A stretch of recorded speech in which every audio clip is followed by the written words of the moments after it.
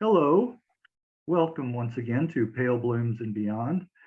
Today we're going to do something a little different.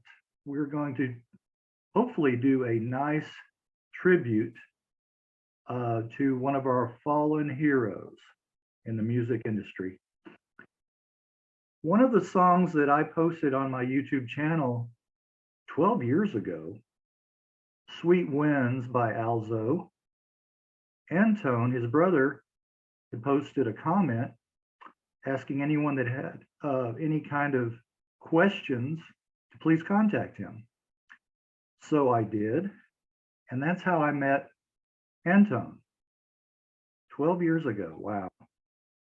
We at that time were talking about doing an interview and talking about his brother, and it just never materialized until recently when we got in contact again. I decided this time it's going to happen.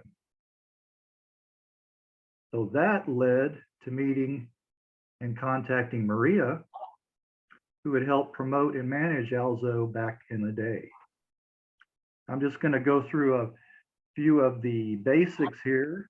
Background: Alfred Antony Affrunti, more commonly known as Alzo or Alzo Fronte.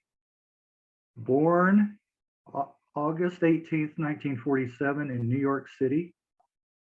Passed away February 1st, 2004. Alzo was a singer-songwriter of mellow folk rock. His first recordings with his partner Udine, originally as the Keepers of the Light, and then as Alzo and Udine. Late 60s singles, and then culminating in an album, Come On and Join Us, in 1969. Afterwards, Alzo then went solo and recorded 2 albums in the early 70s. 1971's Looking for You and 1973's Takin So Long. And I have both albums on the reissued CD on Beatball from 2005. Here's a look at that. There we go. Okay. Maria Cuccia? Yes, very good. Founder and president of Elijah Records, and Alzo's brother, Antone, drummer, percussionist, and photographer, are here with me to celebrate Alzo's life and life in music. So Antone, what are your earliest recollections of your brother? That's a good one. I remember being in Riverdale, New York, where I was maybe 5 years old, and I had a little bedroom with my sister in the bunk bed. She was up and I was in the bottom, and my brother's room was right across from our bedroom in this really nice apartment. Now it's like a luxurious apartment area. Riverdale is actually a nice area in New York.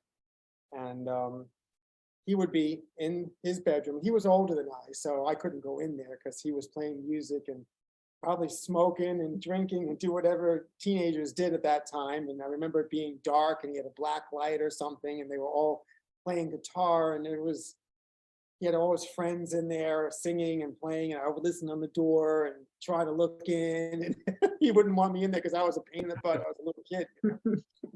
And but yeah, those are the earliest years. I remember him creating, being with friends, singing, in there, smoking, drinking, whatever, not in a bad way, in a creative way. And it was just, I have a vivid imagination of how that all was. It was real, and it was really very creative. Okay, Maria, tell us a little bit about yourself, and when did you first come into the orbit of Alzo? Well, in the year 2004, I believe that's when he first contacted me. I was basically running a record label for independent artists. I was encouraging musicians to actually control their own music, so I kind of built up a reputation in the area. I worked with a lot of locals and, got them into clubs to perform, but educated them on how to own their own rights, because I knew the dangers of signing with record labels and whatnot. So it was basically to encourage and educate. And so I would often leave flyers out in these clubs, and I believe it was your sister, Antone, who picked up one of my flyers. And she brought it home to Al, because what was happening at the time was Al was running an antique shop, I think, in Port Jeff. And the story goes that a friend of his was traveling abroad and noticed when he was in Japan that there were actually posters about Al and his music. And there were LPs that were out there. And the friend came back and says, Al, you're famous in Japan. He said, what are you talking about? What do you mean I'm famous? Because it had been, I think, 40 years since he had recorded his music. And, you know, what happened was he had a record deal at the time, but the labels decided to replace him with Barry Manilow and just told him basically, you know, that he wrote the music, had no rights to it, and his career was over. So he was in a bit of shock. And, you know, I'll make a long story short, he was searching for somebody to help him get to the bottom of this, of, you know, how was it possible that Japan had his music? And he had reached out, I think, through a website, putting his name out there and looking for somebody from Japan to contact him. And it was actually Yoshi Nagato, who I actually have the email that Yoshi said, Al, you're alive.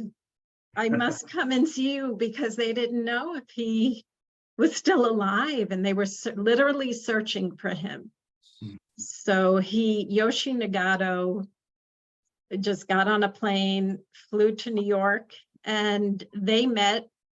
And Yoshi said to him, try to get the rights to your music, get the masters from Arista Record, and let us do a reissue of your music. That was his task. So when his sister brought home my flyer, she said, maybe this woman could help you. And I mean, of things like this. That story was like, are you, you know, did you contact your lawyer? Yes, my lawyer won't help me. Did you contact your manager? My manager won't help. Arista Records wouldn't help him. I literally gave up a year of my life, and he was my priority to just help him and help Japan get his albums out. He went through so much in the early years and the later years. He was very frustrated. It's very difficult when you don't know anything about the music business, really. He was an artist, not really a business person. Right. So, you know, you have to put your life in everyone else's hands and hope to, you know, make something work. And you're one of his, you know, little angels, but unfortunately, you know, he really needed something that was, you know, big to help him out, you know, but he did have lawyers, he did have people throughout his life, but nothing ever panned out to Max's talents out. He got the albums, he got the singles, he got a lot of things that happened, but unfortunately it was always something that would, you know, happen that made it not happen.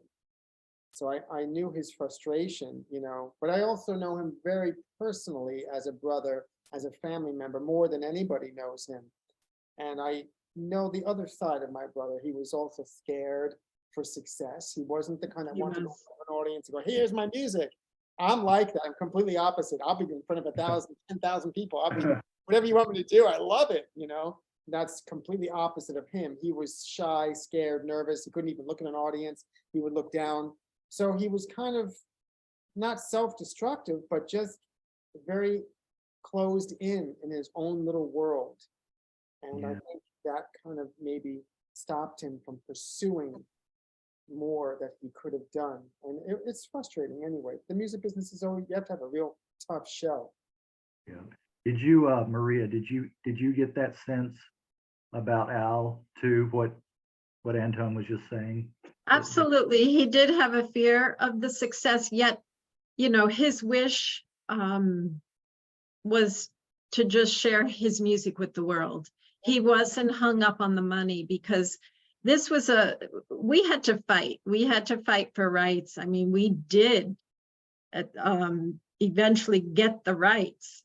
He did sign an agreement. I did get Arista. I mean, I fought them, and Japan was helping. Japan said, you give her what she's requesting for Al. So we were on the verge of, you know, of celebration. The first release sold out in about 2 days in Japan. And Al came to my studio and I said, for the second album, you have to thank your fans. I said, you sit in my studio and write a letter to your fans, and then we're going to go to Japan. I had plans to fly there with him. Me too. And yeah, and he sat, and that was my last memory. It's very hard to talk about, but he was thanking his fans, and he wrote, "Thank you for bringing me back to life." I It's remember. literally what he wrote. Yeah. And I thought it was beautiful. Yeah. I gave him a hug and I said, you know, go enjoy your weekend, because we have a lot of work to do next week. We have to plan this trip in Japan, and he was going to perform. He couldn't do that. I've And got that. Monday morning, I get the call. Right. Let me read that. I've got that quote right Yes, here. please. Mhm. This is what he said. He said, "I would like to dedicate this album to all the special and beautiful people that knew and still love my music and hung in hoping I would reappear. Mm. I don't want to call you fans. I think of you as my brothers and sisters." Yeah. Yeah. Well said. Yeah, yeah. But you know, again, things maybe that you don't know. I'm not talking bad about my brother. I mean, I love him like a brother, as they say, you know. But I don't think he would be able to get on an airplane. I don't think he would be able to not, he was a smoker, and I don't think he can go 5 minutes without having a cigarette. And you can't smoke in an airplane. And that was one of his fears. Oh, can I smoke in the airplane? No, I called him Fred. That was my, no, Fred, this, you can't smoke in an airplane. I mean, this is way bigger than a cigarette. You're going to Japan. I mean, this is like your dream of your life, and you're going to like give it up for a cigarette. Pretty much is what he would do. His cigarettes were his blood, his life. And he couldn't go I couldn't see him getting in an airplane and not smoking Yeah. for 24 hours. I just couldn't see that happening. So I think he would kind of self-sabotage himself in a way. He did. Subconsciously. And yet he wanted it. So I would have conversations with him and I'd say, okay, Fred, you know, you've got an opportunity that maybe what you should be directing your life towards is being a writer, so that you don't have to travel, you don't have to perform, you don't have to do anything. Just be known as a writer. Concentrate on your songs being done by other people. Then you can get some kind of satisfaction out of this. That's what you should be doing. That was one of our last conversations we had. You know, that's when he was going berserk over this whole thing. And after that, Yeah, he was nervous. Yeah. yeah. So I was trying to get him to find some niche that he can do without being in front of a stage, without traveling, and still get his music out there. And he should have been a writer. Just write songs. There are people that just write songs. They don't perform, they don't do anything, and their songs are hits. You know, Yeah. he could have been one of those people. Yeah. But I loved his voice, though. Oh, I mean, yeah, of course. it's his voice, because he puts his heart and soul But into his music. that's you. That's I mean, not, it's like the main ingredient did one of, you know, his tracks, and he plays a fool. right. It's looks like rain, I think, you know, so Yeah. they did a good mix of it, but there's nothing like his version with his voice. Yeah, of course. But we had a band back in the day that me, my brother, and a keyboard player, and we used to play all locally and all in Long Island. And we played a lot of great little restaurants and things like that. And it was a Brazilian type trio. And he was crazy about Brazilian music. That was his, Yeah, he always said that. Mhm. anything to do with Brazilian music, and Sergio Mendes and Antonio Carlos Jobim and Bola Sete, all these different people he loved. Anybody with that Brazilian voice, Astrid Gilberto, and yeah, he was crazy about that. So we had this great little trio, and we used to play, and he loved it. And we did his originals, and we were really good. It was called Afinado, and we just had a great time playing in that. Man, that was, I would do anything to do that again. I would have given anything to be in this band to do it again. That was some of the most beautiful memories. Okay, your turn. This is my favorite picture of him. Yeah, yeah, This sure. one right there. The way they took the photograph from at the Yeah. foot of the bed. That was right in his house. There you Yes. go. That's just a great photo right there. He's Uh-huh. looking out the window. Uh-huh. Yeah. There And you was can the other picture, and he's on that other one I think you showed. You had another picture of him from the other This one album. here? Yes, that's the exact same spot, but they put the bed in a different spot. So Ah, it was all in his house, all within his house. okay. Very, very close in proximity of each other. They probably just used his bedroom and his living room and his little shop. He used to make candles. That was before he did chair caning and antiques. He made candles. That's why you see candles in the back. And Ah, he did candles, him and his wife, and they would sell them. uh-huh. And that was their little hippie business back in the early 70s, late 60s. He was a true artist. Yeah, he was. We all were, the whole family was. My mother was a pianist and a ballet teacher. My other sister was a ballet teacher all her life. My father was a photographer and a guitarist. That's how my brother learned. And I'm a photographer and a drummer. So we all are in the arts. The only one, my other sister, Alana, she's not really musical, but she's different in that way. But the three of us, the three kids and the mother and father, we were all, my mother pushed the arts, you're an artist, you're an artist. That's all she ever told me, you're an artist. I'm like, Mom, couldn't you tell me I was going to be a banker or a lawyer or something that made a good living? You told me I'm going to be an artist. Now I'm struggling all my life, but I do love my life. Tell the story about, didn't your family do the backup vocals to one of his tracks? Yeah. Well, one of the, remember which song it was now. You might even know, but Yeah. yeah, one of the songs we were going to New York City in A&R Studios. That's what it was called at the time. That's where his album was recorded, and I would go into the studio as a 7-year-old, and my sister was maybe 11 or something, and everybody, we would all clap in the background tracks. I don't remember the exact songs, but as soon as I heard it, I would know. And yeah, we all sang, and they put the mics, and everybody was in there singing. It was like a big hippie fest, It's like John Lennon, and it felt like, where's Yoko Ono? It was like totally from those days, It was the Beatles days. It was all that. Like a family affair, right? Absolutely, yeah.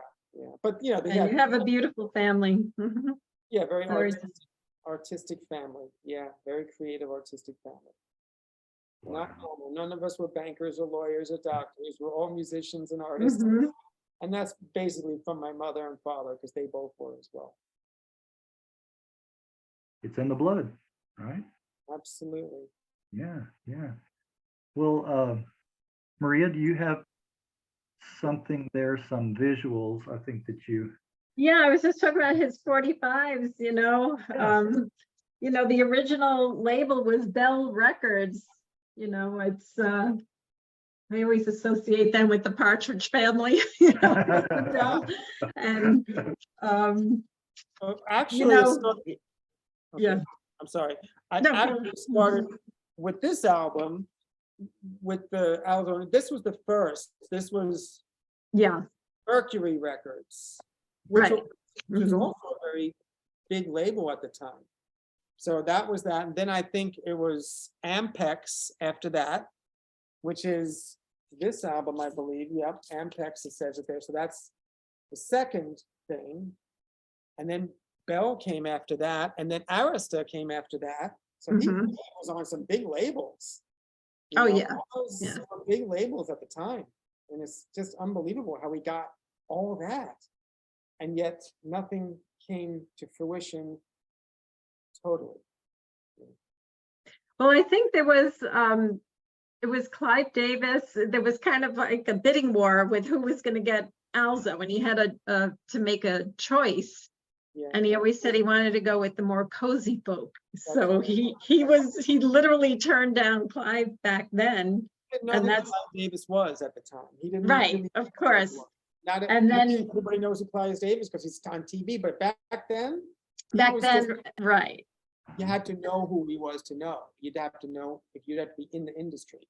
And he was just like a virgin in the music world. He didn't know anything about that stuff at that time. Yeah, and then that's, I think, what happened. Clive came in and bought out Bell, turned it into Arista, and replaced him with Barry Manilow. Yeah. So he kind of regretted his choice, but that, like you said earlier, Al was the more humble. He didn't go for the big showy, the big label, the big shots. He wanted, right. I was thinking, could my brother be Barry Manilow? Absolutely not. He would be scared to be in front of a light in his bedroom. right. There's no way he's going to be that personality type. So I'm thinking of Clive Davis sees a guy who loves the glitter and the star and wants to work with all that. That's Sure. where you invest your money. Now, there are people like my brother that were Right. famous, that were low-keyed also, that are still big these days. But I guess he wasn't that type of a producer guy. You know, he was more on the flashy side. Yeah. Let me ask you this.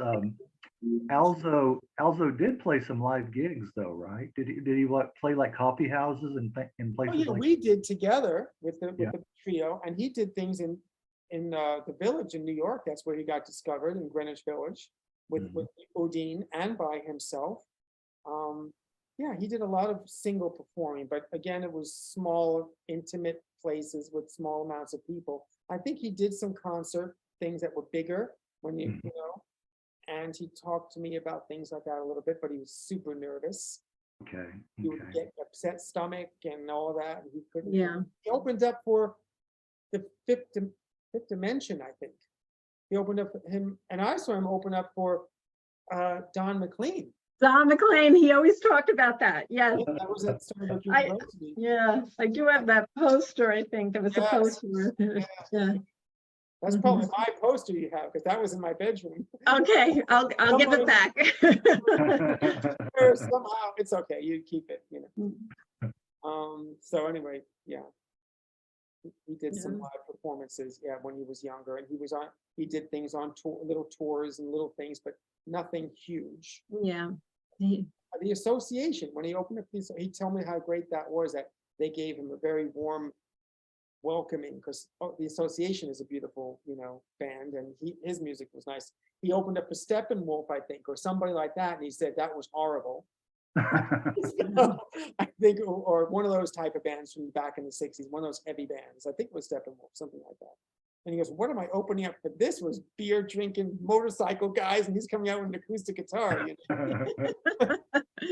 So, yeah, so you're bringing back all these memories now. I Yeah. have so many stories I could go on, but I don't want to keep hogging it up. So No. Well, going back, how did he and is it pronounced Udine? Udine, yeah. I think Udine? How did they meet? Do you know the story? that I don't know how they met, but you know, he was very young. He might have been, you know, in his teens or 20s when they met. And I think Udine was more into drugs and things, and my brother wasn't that much into that, and maybe a little bit when he was younger. But then he went off the deep end, and he was very unreliable. But I knew Udine, you know, and I loved him. He was a very cool guy. He reminded me of there's a famous guy now that plays guitar and sings. You would know him. I just can't remember his name, but he was very cool. He had a lot of charisma. They both did. If you want me to tell you a little bit more about other things, because people might be thinking, oh, he just did music. Well, he was an antique, you know, genius. I mean, he knew all about early American antiques and old homes. That became his life in the later years, in the 80s. He bought a house in New Hampshire. He rebuilt it. He was an amazing carpenter, furniture refinisher, chair caner. He had his antique shop as well as doing chair caning for, you know, his bread and butter. He loved restoring old barns and restoring old houses and restoring old furniture. He taught me a lot about antiques. That became his new life, getting away from music. So when he moved out to Long Island, Port Jefferson, Long Island, and with his wife, and he bought his little house for like $20,000, and had no electricity and no hot water, and they fixed it up, and they lived there as hippies and just built it up and built a business, and they had a new life other than music. But his music was his heart and soul, and was his dream. But he kind of stifled himself by being scared and also being very frustrated, because it's difficult. You need to have a manager, you need to have somebody backing you. And then he would have some of that in his life, and then he was scared to perform or scared. So he kind of had this tug and pull thing. He probably could have made it if he had more of the ambition and the fight to go out and do it. But I think he kind of got comfortable just living in his place and kind of let it go, and he was frustrated a lot, so he let it go. Well, I do blame the industry for a lot of that, because he was a young guy. They gave him high hopes. Yeah. They made, he wrote amazing songs. Yes, They yes. recorded it, and then to say, sorry, we're not working with you. I mean, what they did was they took advantage of him, because they made money off of that. They sold his music to Japan.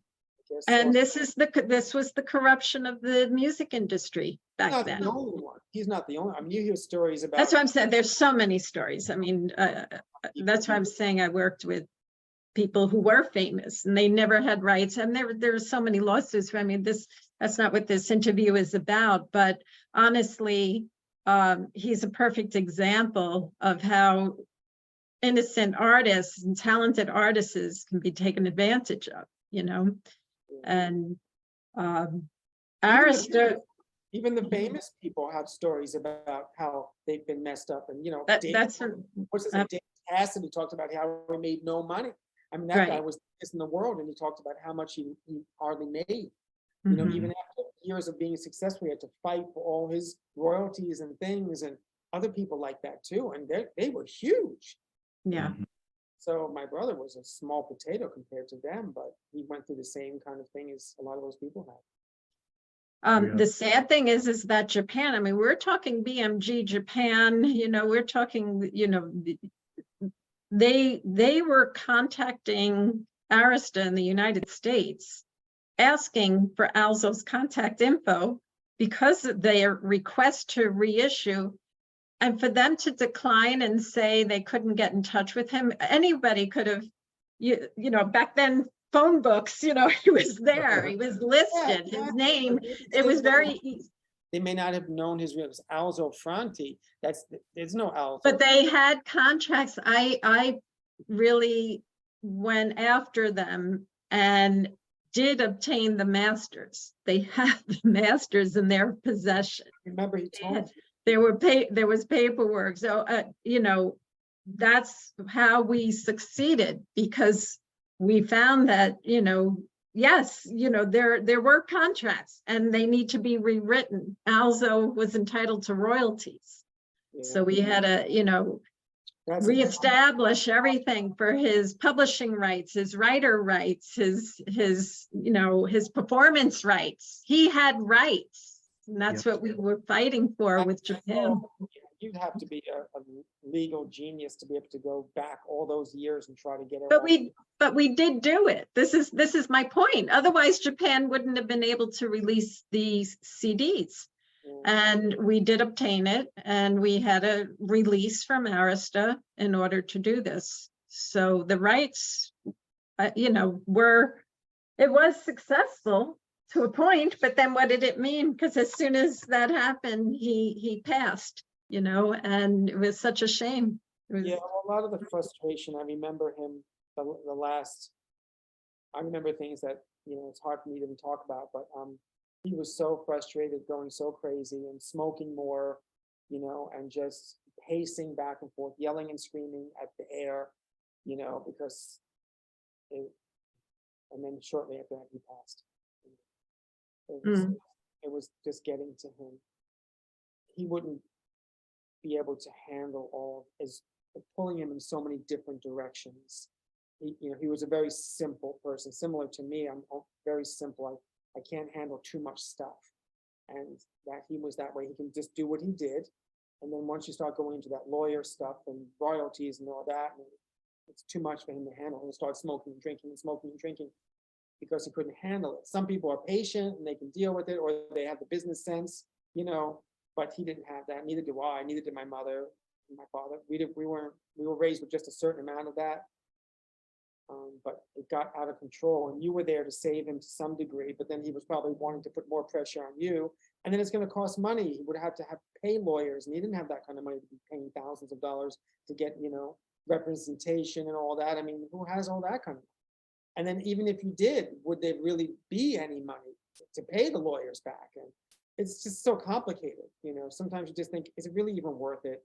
Let me just go back to my business and, sit at home, do my antiques with my wife and keep life simple. I understand that. That's kind of like where he was at. Okay, shut up. Antone, did you ever have a thought that, did he have a premonition maybe that he wouldn't live very long? He used to say, Yeah, I think he did. say things. Yeah. He did have a fear of death. I'm thinking it was, it's happening. At the very end, just before he passed, he was like, I can't take it anymore. Just kill me. Just kill me. He would say. I remember in his living room clearly, he would say, just let me die, or just kill me or something, because he couldn't take all this anymore. And then I think a couple of weeks after he said that, he did that. He said he had right before he passed, I guess. I don't know what exactly happened the day that he died. I want to ask my sister-in-law. She doesn't want to talk about it, so I guess I'll never really know. I know he was at his favorite restaurant that he loved. Right. Yeah, the Spanish one, and because that's the thing. As I said, we were in my studio. Like I said, contracts were signed. We did go that far, so I don't know how much you actually know that we did achieve. Yeah, and so basically, I said, I think it was the Super Bowl weekend, and I said, go home and celebrate with your friends, because, like I said earlier, we have a lot of work to do. And he did say, Antone, it's funny that you're saying all of this, because he was paranoid. Something always goes wrong. Something always, and I was assuring him, Al, stop, nothing's going wrong, because we once again, we signed contracts. Japan's on our side. They're releasing your album. They're going to release a second one. You're okay. You're in a good place now. Don't worry. Nothing will go wrong. And then I actually yelled when I heard he died. I was like yelling at him in heaven, saying, why did you do that? You had to figure out something that would go wrong to prove me wrong, My family, I think our personalities can be a little negative. I know I have a negative side to me that's not good, because these days everyone's be positive, be positive. They didn't say that. Well, that's an Italian thing, isn't it? Greg, I just got home from work. I'm there. I had a heart attack. Let me have a sandwich. I have to eat. If I don't eat, I'm going to go crazy. It's the end of the world. So everything is the end of the world. My life is always upside down. My brother's was the same way. My mother was more positive. My father was more negative. My sister could be that way too. So we all have this negativity. And unfortunately, I saw that with my brother. But, it was real. I understand where he was coming from. And it was all true, a lot of frustration. But these days, everyone's like, oh, be positive and, just be positive and talk positive. Don't say negative. And it's a whole new way that people are now.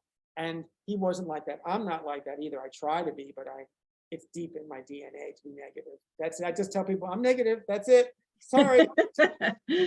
Yeah. And he was like that too. And it probably destroyed him. But I think what mostly destroyed him is his fear of success. Yes, he definitely had that. Back, like he would want it, but then he would not want it, but then he would want it. And we went to see Astrid Gilberto in concert.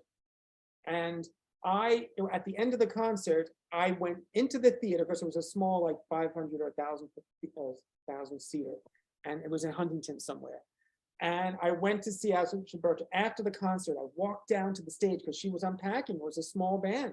And I went up to her and I gave her my brother's CD or record or tape, the tape at the time. It was a little cassette tape. I said, please listen to my brother's music. I said, Fred, come in. I'm talking to Ashley. This is your dream. You're a hero.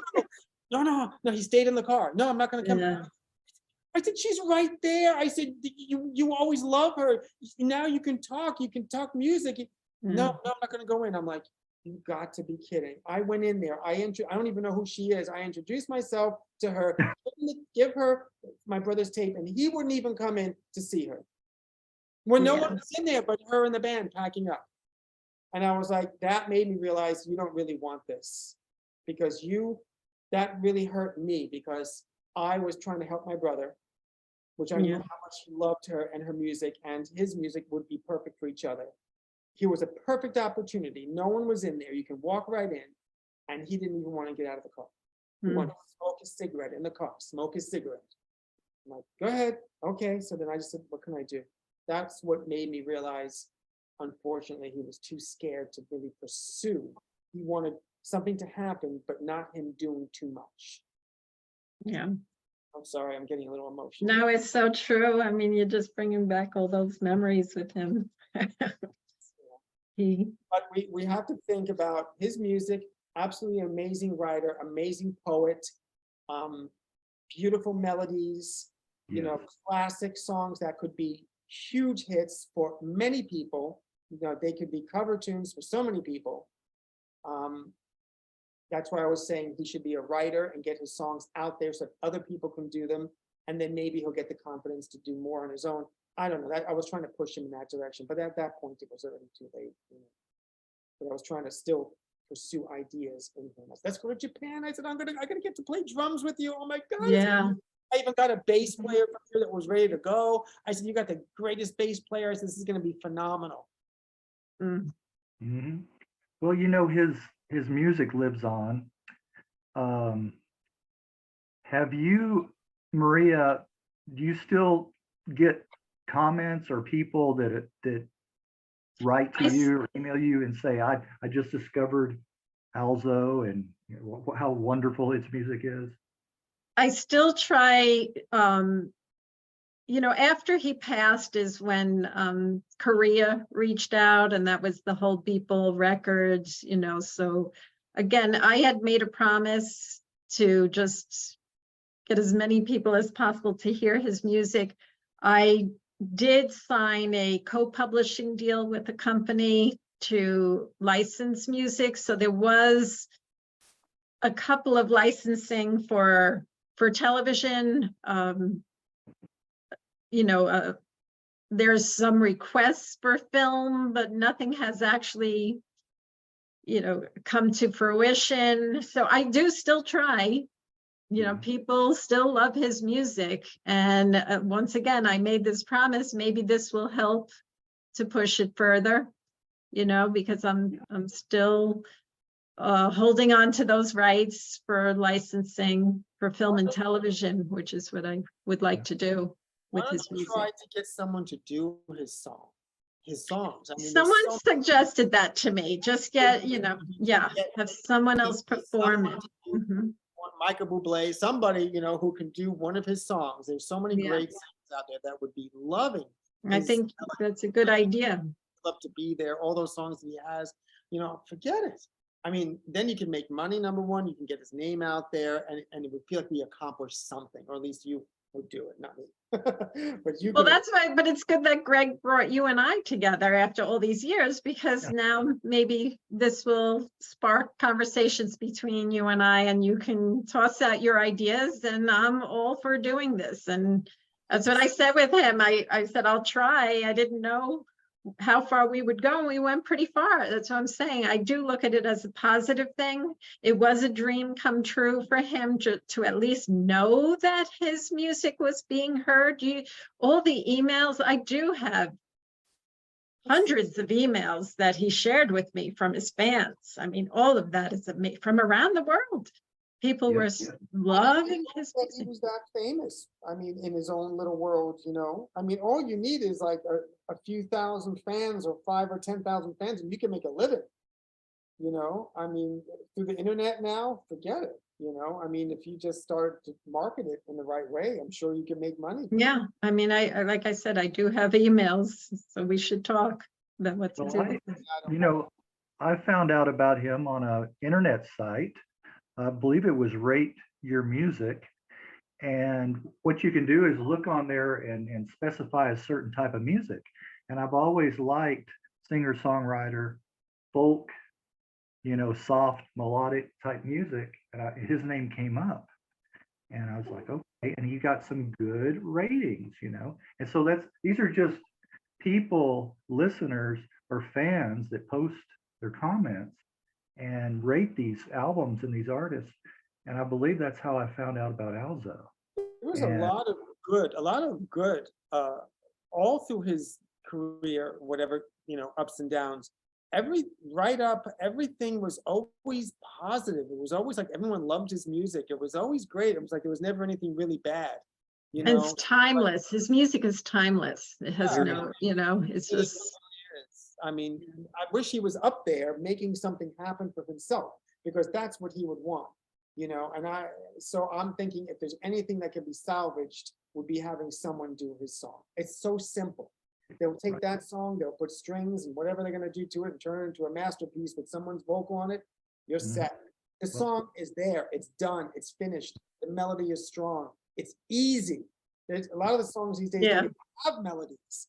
I know. That can be turned into anything are unbelievable. Yeah. Well, on my website, on the YouTube where you posted the comment and how we met, that was Sweet Winds. And you said that was one of his favorites. Wouldn't You you know, know, I've it was one of his favorites. He thought that would be great for an advertisement for Yeah. Travel Channel or something. Like Sweet Winds has 12,000 views. Lover Man has 9,600. That was my favorite. Yeah, I love that. I love that. And then Come On is another one that I posted, 5,700. So, these people are watching these, and then they post comments, some people, and that's again how we met. But so I'm, doing my part, doing, a little bit, right? Just a little bit. It's great that you've done that. Yeah, yeah. And Want to Love Her is probably my favorite song of his. That I just mentioned the words, I get chills right now. If you ever listen to that song, I Want to Love Her, that's God. There is nothing more beautiful than that song. It's heart and soul, and that song would be it'd be like another Yesterday from the Beatles. That's what that would be if that was done with the right person. Yeah. Yeah. Here's one comment on Come On. The guy said it's got a cinematic quality and it feels like New York to me for some reason. And because it was. Yeah. It was recorded there. That's why it sounds like that. Love that. Yeah. He said it was like a train. He wanted it to be like a train, he said. It was like, come on. And it was building and building. Yeah. A subway. I guess maybe in his mind he's creating a video of the subway. Come on. I could just see that, like the person, come on on the subway train, and they're falling in love, and she's trying to, he's running on the train trying to catch her, and come on, yeah, all these conversations I've had with my brother throughout the years about his music, and I recorded with him in New York. I did a lot of things with him. Wouldn't you love to be there? That was so that was so visual. And then he, this is there we go. Yeah. He wrote his music. No, he had someone do that. He didn't do that, but he had a writer do that. Yeah. He didn't read music, but Dreamily slow, and it was very dreamy, that piece. yeah. Do you know the song I Want to Love Her? Are you familiar with that song? Yes. Yeah. Mm-hmm. That's the killer song to me. That's, you can hear him in his soul there. So, Here's the comment on Sweet Winds. Sweet Winds, beautiful The guy, song. the guy says, I bought Looking for You in '76. Wow. This record was my secret gem when friends were coming home. Alzo's music is full of beauty and fragility, always accompanied me for all these years. I tried for a long time to get more of Alzo's music. Presently, with the 3 CD, Alzo is definitely well and alive at home. Alzo, we miss you. Beautiful. Dear, and then he said, Dear Anton, thank you for your brother's music. Wow, oh God, I'm somebody. That's the one that where you commented. That was That's so nice of him. That's great. Yeah, I mean, I am my brother. I have a lot of his ways, and I look at myself in the mirror. I'm like, oh dear, I'm starting to look like my brother now as I'm getting older. I've got the same lips. I got the same. There's things, and I'm like the same eyes. I'm like, oh no, I'm seeing my brother in my mirror. My father, I see myself. So I could talk about him all day and the rest of my life because I honored and loved my brother and always looked up to him and with everything he did, and he had a passion for everything, you know, even the antiques, a big passion. He would teach me to touch the furniture and feel it and feel the grooves, and he would always touch. He was like me, we're both very touchy, physical kind of. He loved to work with his hands, me too. I'm a drummer, he's a guitarist, and we both have that thing. And he was just had a lot of emotion and passion, which I do too. So we had that in common, you know. Really, really nice. I would really appreciate him even more now, you know, as I'm getting older, because this was 20 years ago he died. I don't know, was it 20 years ago almost? So yeah, I was a lot younger. Now I even appreciate him even more. As we get older, we appreciate different, you know, our parents in different ways. And he was unbelievable, unbelievable. But you know, artists and geniuses, they are crazy, you know. I mean, many of them are. And he was, in a way, a genius artist. I mean, not in a genius in Einstein way, but in a musical way. You know, he was kind of a genius in his own way. You know, he has a book. I don't know if you have it, but Yvonne, have you spoken to Yvonne? No, not in a while. She's not. It's been years. She's not doing too great, but she's still in the house. And there's a book that I would love to have. Hopefully my sister will get it somewhere. It's all of his songs that he wrote, like a big book. Nice. I hope that doesn't get lost, because that is a Bible. Wow. All his like poetry. I would tell my brother, you're a poet. Do you know that? I said, you're a songwriter, but you're a poet. And he would not know that. But I was like, you're writing poetry and making music to it. All right, shut up. Time. does she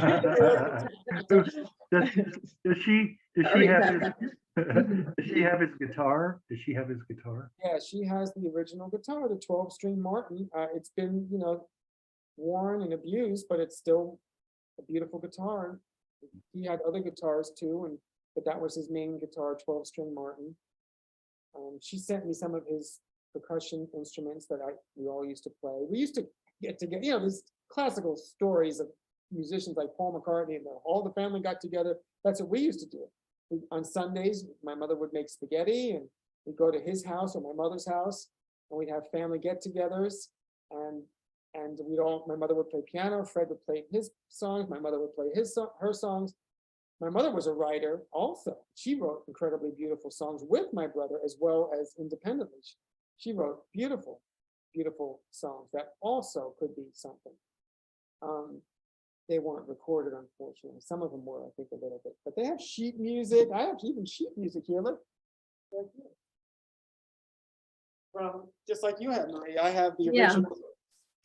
These sheet music from my brother and my mother that wrote songs. They were doing this. Nice. That's great. You know, they were like a little mother-son duo, you know, and all their lives writing songs and music and performing. And we all had good times and bad times, and just like any family does, I believe, you know. They were very close. You know, my mother played piano. He'd come over, he would strum some chords with her. She'd play some piano. He would bounce ideas off of her. But you know, he became independent. They had a nice relationship pretty much all their lives. And as my mother got older, it was a little difficult because she started to get a little physically not perfect. So he had his frustrations. My father and him, I don't know if I remember one time that he hated. My father would listen to the music when the album first came out. My brother was so proud. Look at my, and my father would go, "What are you saying? I don't understand what the words are." He went crazy. He went out the door and slammed the door on my father because it's like it was an insult, you know. But I know what he was saying because sometimes my brother is not like these days, everything is clear. You know, in those days, some of the songs are not super clear and he's playing guitar and you not really understand everything that he's saying. So my father probably came from the Frank Sinatra days, you know, when he wanted to hear the words nice and clear. So that was a little fight that they had. I remember that. But I don't remember them in the younger years. I wasn't even born. You know. They lived in New Jersey. I know that. My cousin, Frank Gary, very successful, multi-millionaire songwriter for Oprah Winfrey and CNN and all TV commercials, and huge, one of the biggest writers and recording people in New York and California. So they didn't really get along too well, I don't think, but I guess they loved each other in their own ways, but it wasn't perfect. There's a little competition or something. So again, once again, more music in my family on that end. You know, my cousin Frank is a beautiful person. I love him. He's amazing. But you know, they're getting older now. He's close to 80 or something. You know. What's the age difference between you and Al? Maybe 10 years. Is it? Sure, Okay. something like that. Yeah. No, I keep thinking now. I was like, now I don't even know how old was he when he died. Was he around 55 or something? 56? I think he was 57. I don't know why that number rings Sister, bells. around 57 he died, yeah. Which Okay, was yeah. age as my sister.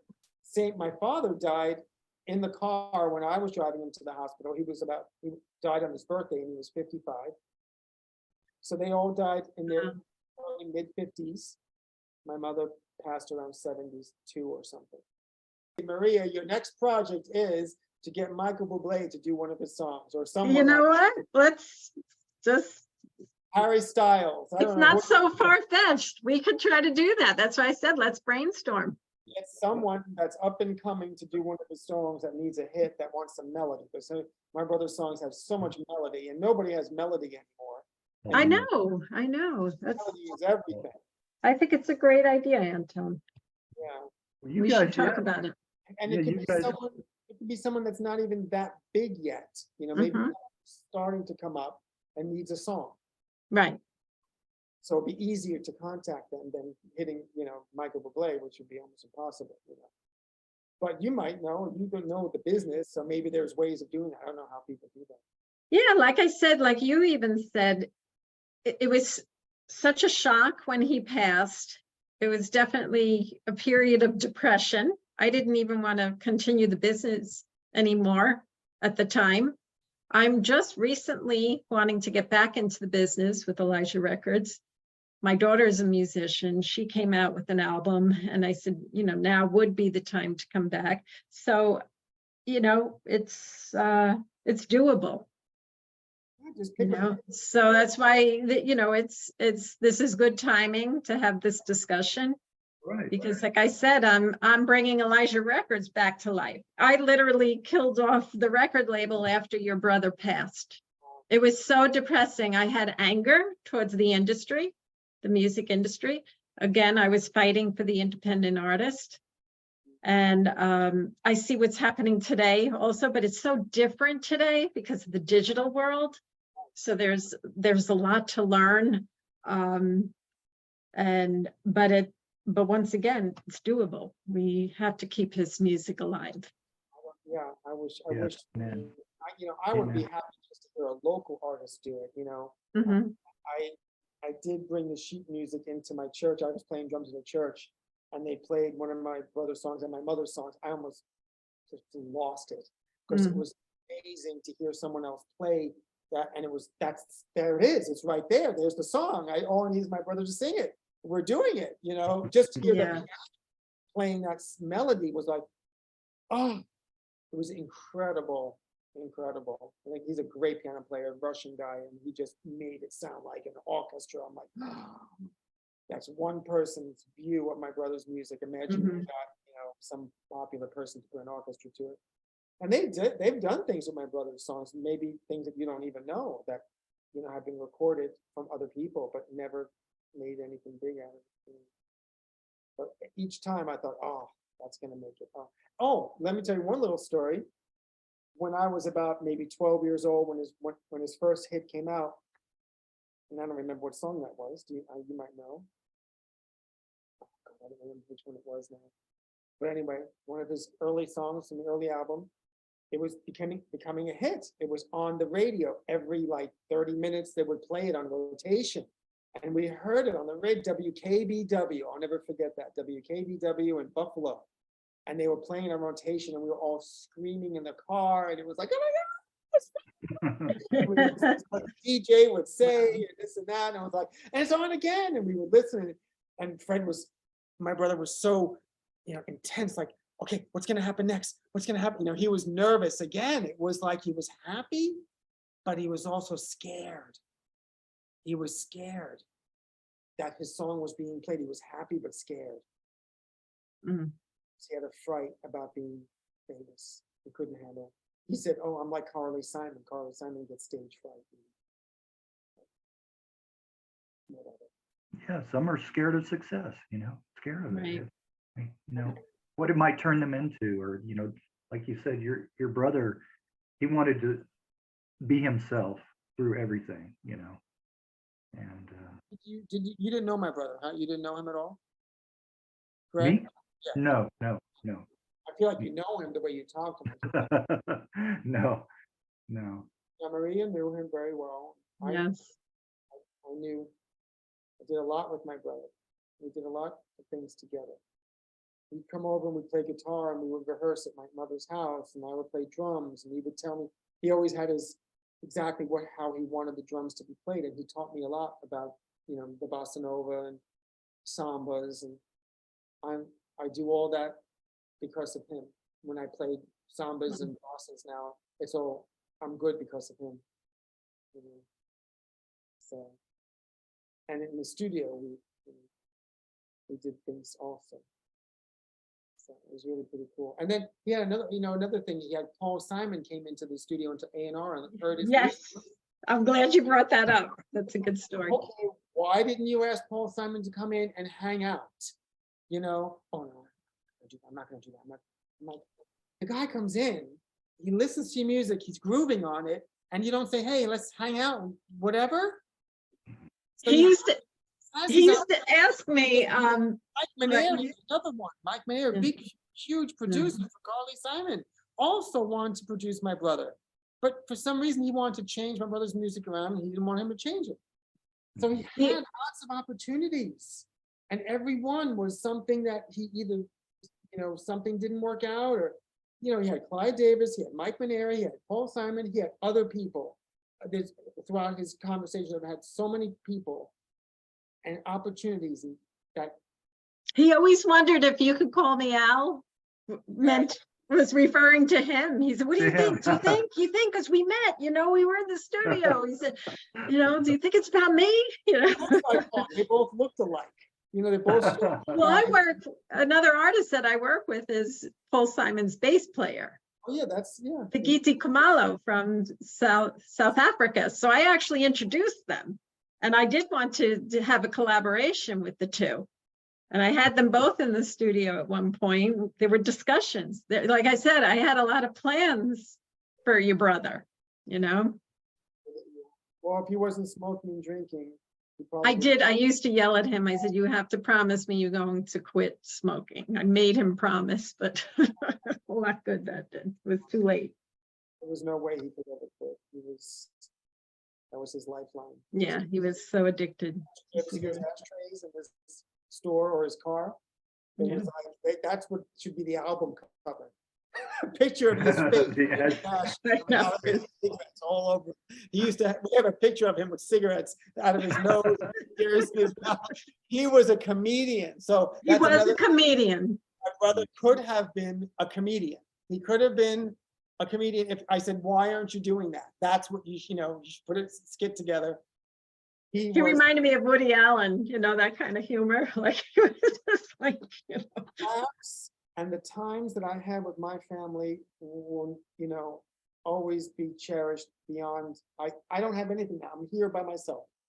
I have no real family to laugh with, and I have those unbelievable years of the best Christmases, Thanksgivings, birthdays, Sundays, for years playing music, having so much family love and excitement. And to now to know that whole chapter is so far away from me, so many years ago, it's like, did that really even happen? I look at pictures and I think, oh, Moses, what I would do to have that now. Hmm. Life goes by fast. You really have to cherish every moment with every person that you care about. Because they're not going to be here forever. Very true. that video tribute at the services was amazing. I don't know who put that together. Brother-in-law, but I don't even remember it. I mean, they did a video. Yeah, it was like his whole life of childhood, your family, a lot of the get-togethers. And See, I don't know. yeah, I wonder who has that. You My brother- Yeah. I would love to see that. Yeah. again. brother-in-law is a film guy, and he does. That's right. Yeah, that's He's still brother-in-law. alive. Ask him about that, because that would be great, I'm sure. That was beautiful. My mother on the piano and the ballet and all the things that like on her 75th birthday or 70th birthday or something. He did a beautiful tribute to her too. He always talked about your sister Angela, who said was an that was angel in heaven. She had passed, I think, a year before I met The him. funeral for my sister with my brother right there sitting next to me. I always wanted to be next to my brother. And he was a basket case to, we all were. And then a year later, I'm sitting alone. Yes, My brother was Yeah. now the one that's there in the same place. that's sad. Yeah, Mhm. it's unbelievable. Some people are just not meant to live long, My brother he was not suicidal, but he was like one of these people that probably was unhappy a lot in his life. And I think my sister was like that. So maybe this depression thing is in our family a little bit, because they could have probably all lived longer, but they kind of didn't work towards that. I try to be healthy, exercise, eat right. I'm conscious to stay healthy. I'm not perfect, but I do my best. And physically, mentally, all that, spiritually. And my brother didn't do any of that to really try to maintain his health in any way. But what he did do is leave an impression where, we're talking about him. He's Right. still alive. His spirit is still around us. We feel him. He's left that. So Yeah, he's just transformed. That's about it, That's true. Mhm. Everyone has a gift. Everybody has a gift. Right. Yeah. And his music travels. It does. Yeah, it really From does. generation to generation. Right. I would love to know how many people like his music. I would love to, Mhm. it's so interesting to me because I didn't know that many people knew him. I knew he was famous in Mexico when his album first came out. It became a hit in Mexico, and he made money. He like bought his house. He did things. His house wasn't expensive, but in those days he made some money. He got royalty checks. He was on his way to being. I do believe he would have been another James Taylor, another something. Yeah, He would have been I something. agree. If just something would have clicked a little differently. He had the talent, and people realized it. It just didn't click all the way. And it could have been some of his own mental self, he just wasn't, he was scared. It could have been some of that. Because you have to have the mindset to really want something. You can't be scared, Or to even know what it is you really want. I think that's the thing, like you say, he loved to create, he loved to be in the studio, he loved, but, and I, again, it wasn't about the money with him. He just wanted to share. He wanted to share his passion with others, but in his way, like you're saying, it had to be, what's happening now is making him smile. People are, that's what he wanted, just share the music and your thoughts of, maybe share it with other artists. I like that idea, just keep it going. Yeah. I think I think if anybody heard his music, anybody who had good music sense would say, oh yeah, I love that song, I want to do it. I don't think it's an easy sell. Yeah, I agree with you. I'm not saying it because he's my brother at all. No, I agree 100%. It's the melody, it's the style, it's the rhythm, it's got it all. It's all there, for some The reason, message, he has messages, like words, great hooks, great choruses, great verses, great everything. Yeah. That's why there's, I guess, people that love his music, He was a huge talent. He was a huge talent. He really was. And Yeah. I just wish we would get the satisfaction of having somebody do his song. Even I just want anybody to do his song, just so I can know that it lives on a little bit. It would be so cool. Maybe I could play drums on the song when it's recorded. Well, you guys are kind of winding down. This is a start right here. This is a start. Once I get this edited, then I'll shoot both of you links to the interview, and then you guys can pass it on, tell everybody, nice. and then that way we'll start spreading the news too. Get it out there and let everybody know. And from doing these interviews that I've been doing, it really is rewarding. And I think you'll see that too with this.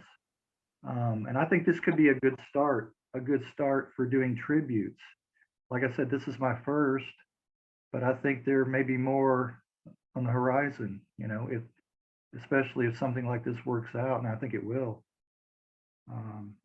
Getting the word out to a newer audience and also the some of the older fans too as well. Maybe there's like a question and answer thing. I mean, if there's good idea that we can, because I know somewhat of things that maybe I can help people understand.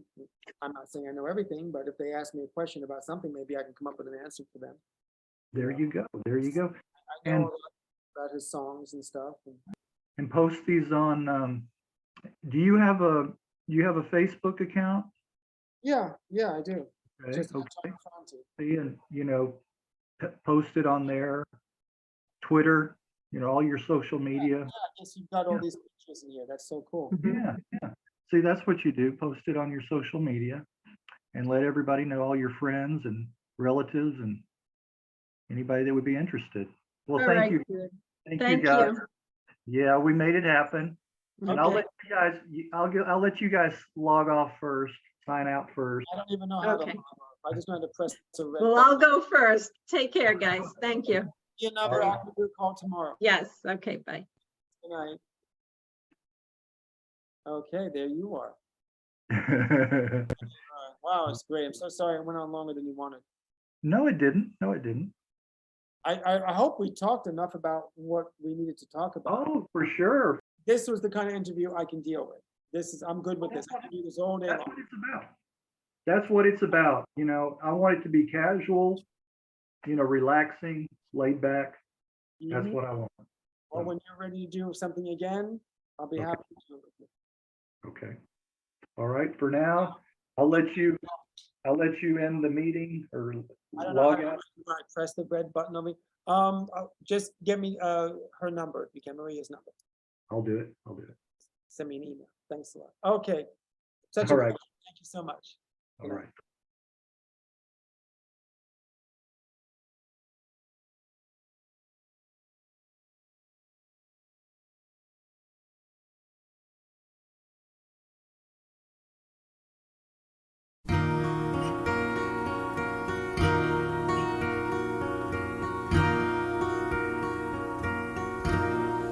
I'll be leaving in the morning on the 292. If you're coming, you better promise that you'll come on, sing. Oh, come on, come on, come on. If you're coming along, come on, come on, come on. If you're coming along, I'll be leaving on the morning train. I'll be leaving in the early rain. I'll be leaving, yeah.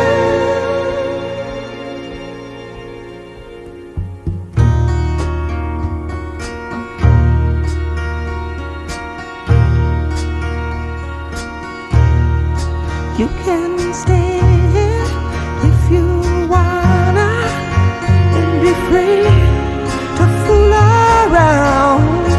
If you're coming, you better know that you ain't gonna bring me down. Come on, come on, come on. If you're coming along, come on.